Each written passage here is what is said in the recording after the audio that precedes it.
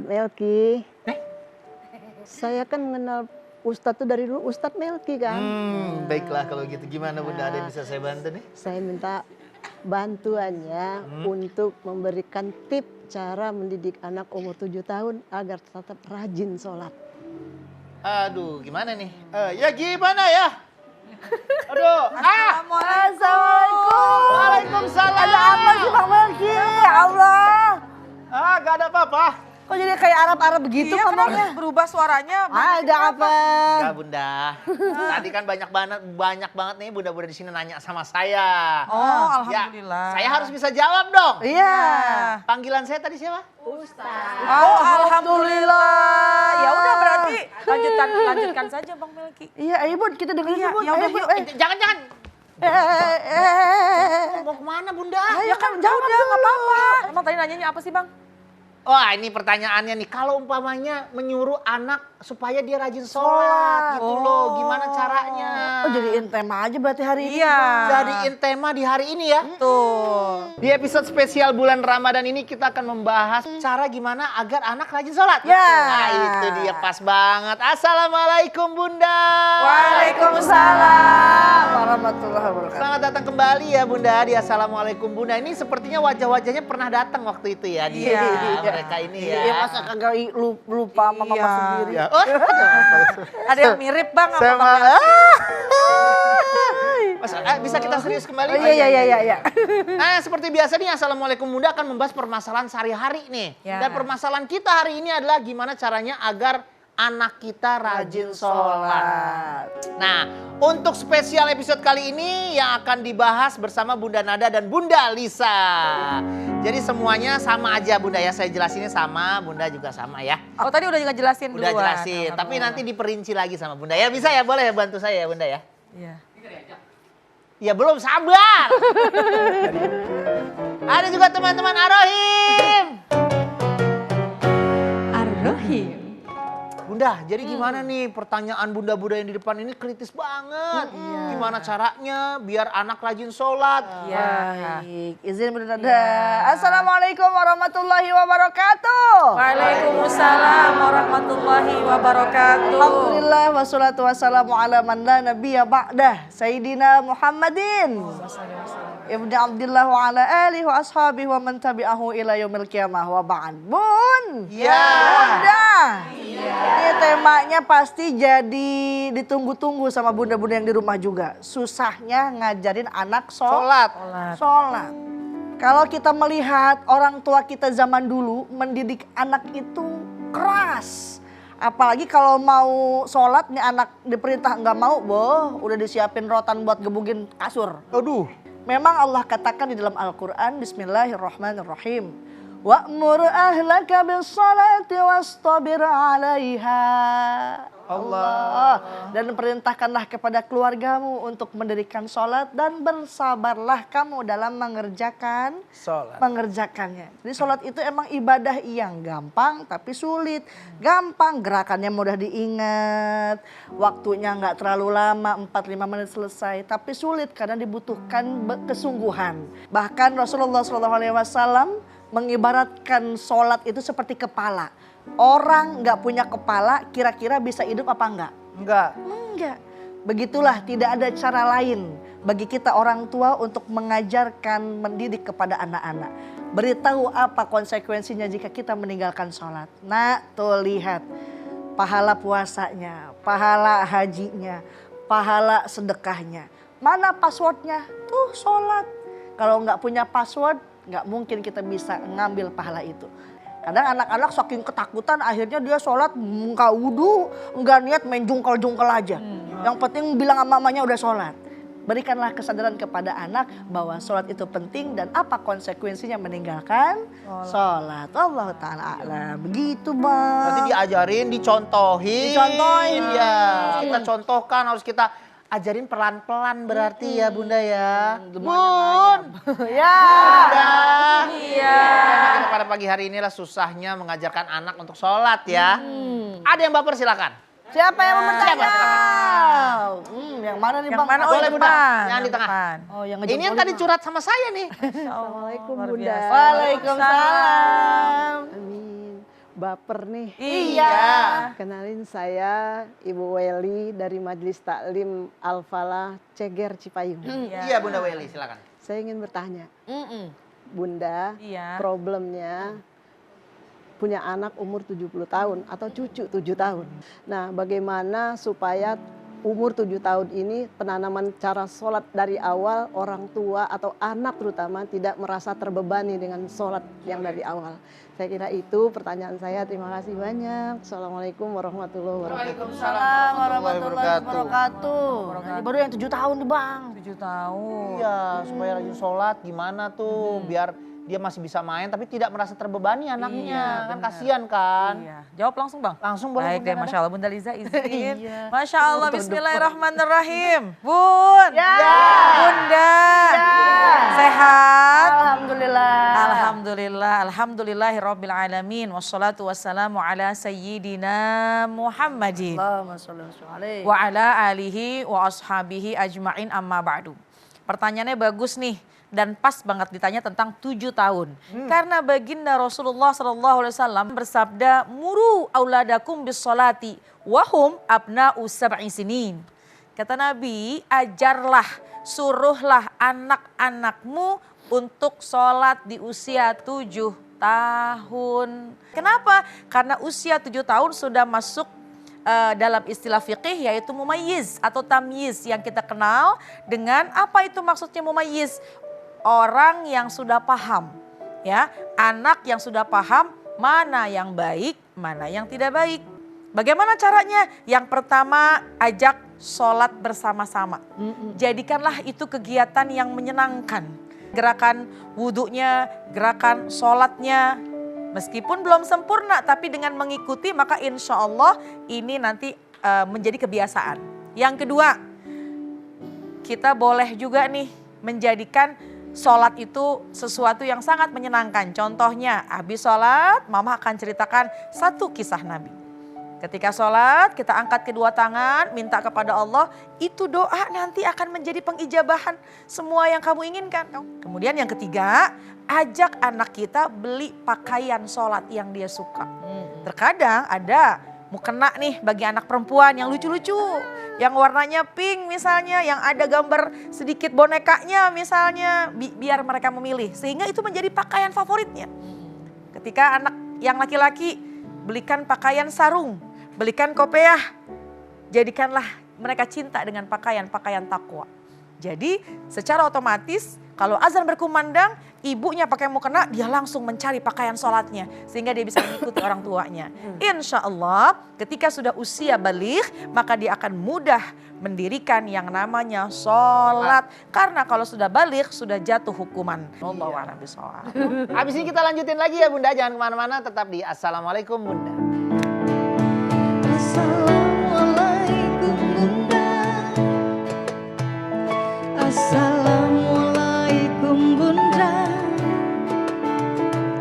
Setiap permasalahan ada hikmahnya. Islam itu penuh cinta. Setiap permasalahan ada hikmahnya. Islam itu penuh cinta. Kita kembali lagi di Assalamualaikum Bunda. Bun. Ya. Bunda. Setiap permasalahan Ada hikmahnya. karena Islam itu Penuh cinta. Susahnya mengajarkan anak sholat. Ah. Bun. Ya. Bunda. Ada yang baper silakan. Ayo, siapa yang nih? bertanya? Yang mana nih Bunda? Yang mana nih Yang tengah ya, Bang. Boleh deh tuh. Tengah Boleh. Bang. Heeh. Bunda, boleh. Bunda ya? Ya. Bismillahirrahmanirrahim. Assalamualaikum warahmatullahi wabarakatuh. Waalaikumsalam warahmatullahi wabarakatuh. Nama saya Ibu Eti dari Majelis Taklim Al-Falah Ceger Cipayung. Iya. Bu Eti. Baper nih Bun. Iya. Pertanyaan saya, anak saya perempuan sudah dewasa. Sudah dewasa. Sholat juga sih sebenarnya, cuman masih suka bolong-bolong. Oke. Kalau saya tanya nih, kenapa bolong-bolong? Kenapa alasannya? Karena waktu dan pekerjaan. Jadi dia tuh suka bolong gitu. Karena sibuk dengan pekerjaannya. Betul itu. Nah, Gimana nasihatnya nih Bun? Gimana tuh? Ustadz boleh. Kayaknya ke Bunda aja deh. Untuk ke Bunda aja ya. Tahu aja lagi. Iya. Makasih ya Ustadz. Terima kasih Bunda. Assalamualaikum warahmatullahi wabarakatuh. Jawab aja Bang. Enggak, tadinya saya mau jawab, tapi Bunda ini memilih ya Bunda aja. Ya, gitu. Ini anaknya udah dewasa nih. Ya. Karena kesibukannya bekerja. Jadi bolong-bolong. Jadi bolong-bolong nih Ya. sholatnya nih. Gimana Ya. nih Bunda? Oh, Bun. Ya. Bunda. Iya. Sayang, sungguh sayang, cantik-cantik tak sembahyang. Siti Fatimah cantik, iya bersembahyang. Deng-deng. Ere, keprok atau keprok. Memang yang namanya menasehati anak ketika ia dewasa tapi masih suka bolong-bolong sholatnya. Padahal ia udah dewasa. Mungkin bisa kita katakan kepada anak tersebut bahwa Allah Subhanahu wa taala berfirman, Bismillahirrahmanirrahim. Fakhalafa min ba'dihim khalfun adha'us salat. Allah. Wattabi'us syahawati fasawfa yalqawna ghayya. Allah. Kata Allah, maka datanglah sesudah mereka pengganti yang jelek-jelek yang menyiapkan tuh sholat. Dan memperturutkan hawa nafsunya. Maka kata Allah, mereka kelak akan menemui kesesatan. Na'udzubillahi min. Zalik. Jadi bakal ada kesesatan di akhir. Tadi ada lagu Siti Fatimah cantik bersembahyang. Nabi Sulaiman kaya raya tapi ia bersembahyang. Pernah suatu ketika sahabat bertanya kepada Rasul, ya Rasulullah, apa sih ibadah yang paling utama? Ibadah itu adalah sesuatu yang dikerjakan mendekat kepada Allah tapi dibenci sama hawa nafsu. Makanya beritahu apa konsekuensi meninggalkan sholat. Mudah-mudahan kita mendapatkan zuriyah yang dapat mendirikan sholat. Amin ya Rabbal Alamin. Gitu, Bang. Jadi nggak ada alasan ya? Mau tuh Sholat ya. kerjaan banyak. Zaman dulu Iya. sahabat Nabi Utsman bin Affan sampai sekarang harta kekayaannya masih ngalir. Padahal orangnya sudah wafat. Masih ada di Madinah wakafnya. Udah dijamin masuk surga. Tapi sholat. Tapi tetap Nah sholat. kita surga belum dapat apa kagak. Udah bolong-bolong. Udah bolong-bolong. Wow. Bun. Ya. Bunda. Iya. Ayo, baper lagi silakan. Siapa? Bunda, boleh. Silakan. Bismillahirrohmanirrohim. Nama saya Ibu Ros Ya. dari Majelis Taklim Al-Falah Ceger Cipayung. Ya. Ya Bunda, silakan. Baper ya. Iya Bun. Ini dari tadi saya menyimak masalahnya anak-anak Ya. sama remaja. Namun pertanyaan saya mungkin ada beda. Anak saya perempuan Bu Ustazah, sudah menikah. Nah waktu sebelum menikah, anak saya itu rajin sholatnya, rajin sekali sholatnya. Iya. Setelah punya suami, nah suaminya itu diajak sholat berjamaah. Tapi suaminya menolak. Apakah saya sebagai mertuanya boleh memberi nasihat kepada mantu saya? Apakah harus ibunya yang memberi nasihat? Baik Bunda. Terima kasih. Wassalamualaikum warahmatullahi wabarakatuh. Waalaikumsalam warahmatullahi wabarakatuh. Berarti ini kedudukan Bunda ini sebagai Mertua lah pokoknya mertua. Ya, mertua, pokoknya mertua. ya. Ini boleh gak nih menasehati istri anaknya? Iya. Kok istri anak? Laki anaknya. Oh suami. Oh Menantu. iya. Semakin susah nih kalau kita bukan rumah tangga ya. Iya. Ya deh bahas aja ya Bang ya. Masya Allah Bun. Ya. Ya. Berarti ini adalah seorang ibu mertua dari mantunya. Iya itu. Gitu ya? Itu pas. Baik, Masya Allah. Yang namanya mertua sama kedudukannya dengan orang tua. Ketika anak kita salah, orang tua kandung boleh menegur dan bahkan kewajiban dalam menegurnya. Mantu kita salah pun kewajiban mertua untuk menasehatinya. Karena kedudukannya sama mertua dengan orang tua. Oleh karena itu nggak salah ketika orang tua ataupun mertua menasehati anak atau menantunya. Apalagi urusan sholat. Awwalu ma yuhasabu bihil abdu yaumal qiyamah as-sholat. Perkara pertama nih yang ditanya nanti di hari kiamat perkara sholat. Jadi boleh kita meskipun anak kita sudah menikah. Tapi kalau dilihat belum sholat tetap kita baik orang tua ataupun kita mertua. Kewajiban kita menegur.